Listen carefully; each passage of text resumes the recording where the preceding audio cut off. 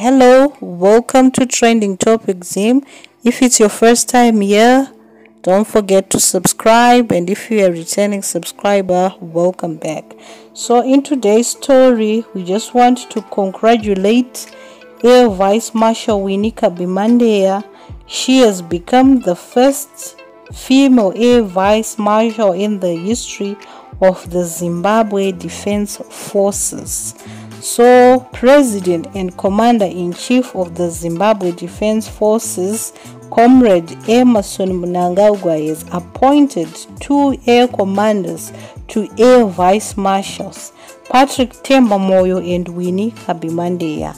Air Vice Marshal Winnie Cabby Mandeya becomes the first female Air Vice Marshal in the history of the Zimbabwe Defense Forces. She has urged the junior officers to be dedicated and hardworking. We just want to say congratulations once again. Bye.